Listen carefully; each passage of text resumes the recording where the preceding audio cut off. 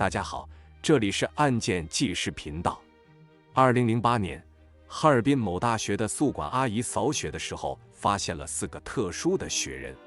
走近一看，那雪人有头有脸，鲜血浸红了地面，赫然是4个被肢解堆成了雪人的花季少女。随即，宿管阿姨立刻报了警，可大雪掩盖了一切，警方始终没有找到线索。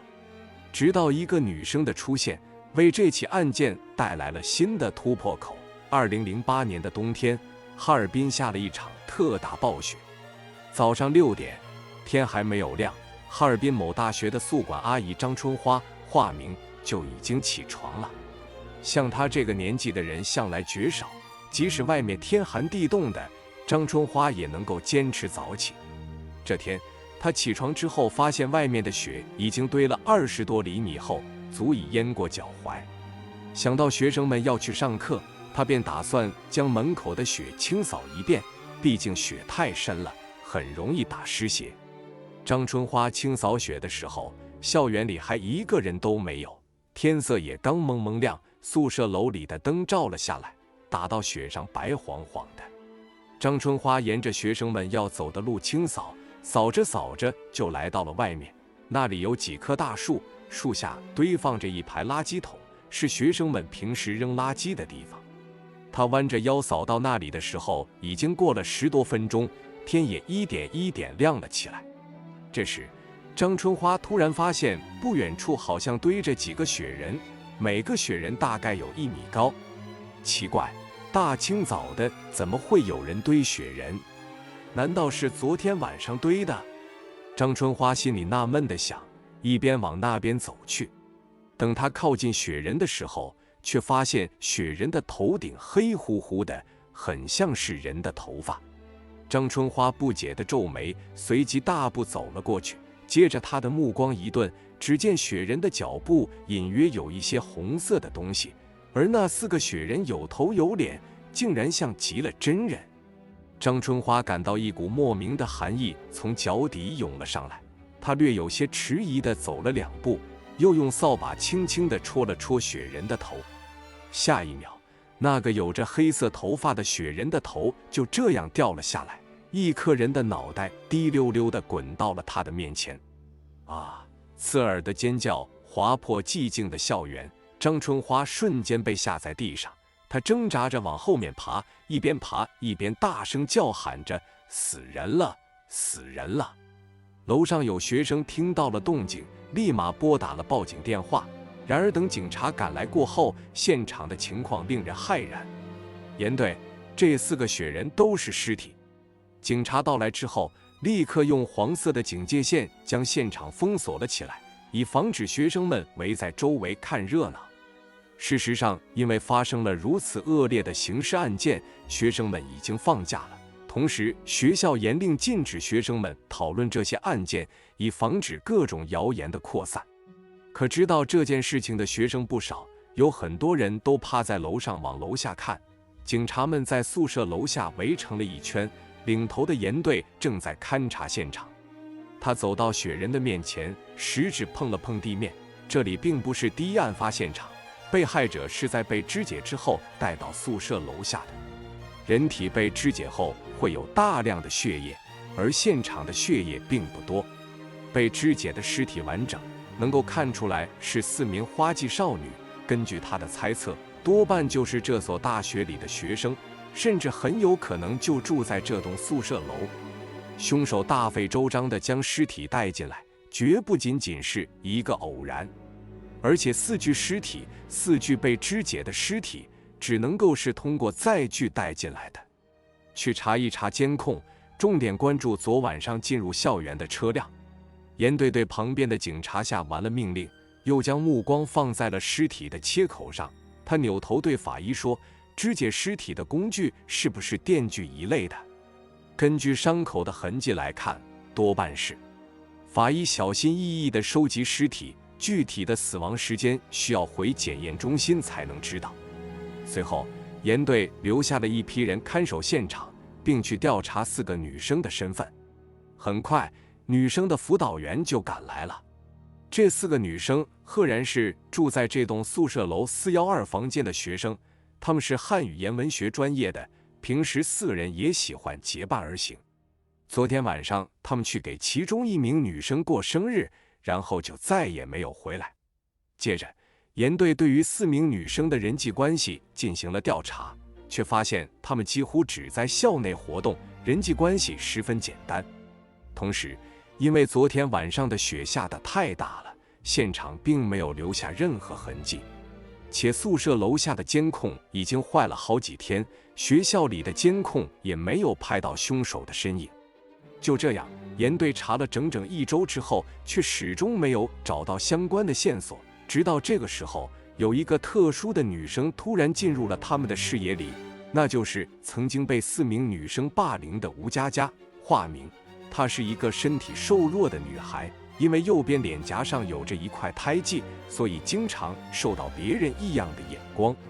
吴佳佳是从一个偏僻的小山村考进来的，她的父母是地地道道的农民，家里兄弟姐妹众多。而她之所以能够考上大学，是因为高中班主任的支持，甚至于她的学费都是班主任出了一半。吴佳佳不可能和这起案件有关系，她胆子小，平时只在学校里学习，几乎很少出校门，也从来不和其他同学出去玩。当警察去了解吴佳佳的情况时，辅导员这样说道：她的性格非常懦弱，当初来学校时也是一个人来报的名，父母朋友都留在了小山村，虽然她有作案的动机，但她没有作案的能力。严队只是点了点头，随后又去问了问其他的同学。吴佳佳的室友是个很活泼的女孩，见到警察来问话，她也不害怕。吴佳佳呀，平时都是一个人上课的，没有人和她一起结伴吃饭，因为她很少去食堂，基本上都是买2个包子馒头就算了。室友看了看他们身后，见没有其他人在，又说隔壁412宿舍的那4个女生当初和吴佳佳一起玩过，只是吴佳佳不愿意和他们一起，他们就想方设法地针对她。我听说他们还故意把吴佳佳的衣服弄脏了。吴佳佳的衣服很少，少数几件还是她高中时候买的，所以那4个女生故意在她最好的2件衣服上泼了油渍。不仅如此，他们还故意把吴佳佳骗到酒吧里去，然后又把她丢在那里，看着吴佳佳茫然不知所措的样子，他们哈哈大笑。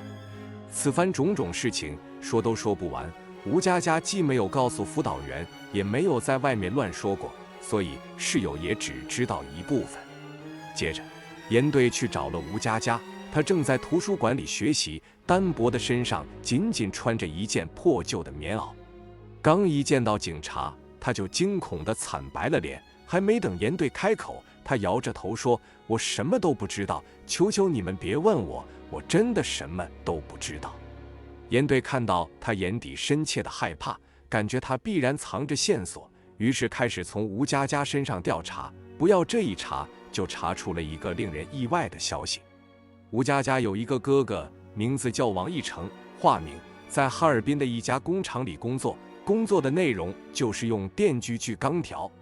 案发的当天，王义成恰好从工厂请假了，而他经常来学校里找吴佳佳，只是每次都避着人，所以别人都没有看到过他。严队又查了查工厂的监控，发现他在案发当天回来的很晚，而且手上提着一个电锯。随即，严队将王义成带到了警察局，开始对他进行审讯。我知道那4个女生在欺负佳佳，可是我一个外地人什么都没有，怎么可能杀了她们呢？王义成只说自己当天身体不舒服，所以在外面逛了很久才回工厂。你那天提着的电锯丢哪里了？严队去工厂里搜了搜，没有找到他带出去的那个电锯。王义成摇了摇头，我不知道。他的嘴很严，无论问什么都不说。于是警方再次找到了吴佳佳，打算从她身上找突破口。这时候，吴佳佳的室友却从她的柜子里搜出了案发当天隔壁女生戴的金手镯。有了这个证物之后，王义成终于肯招了。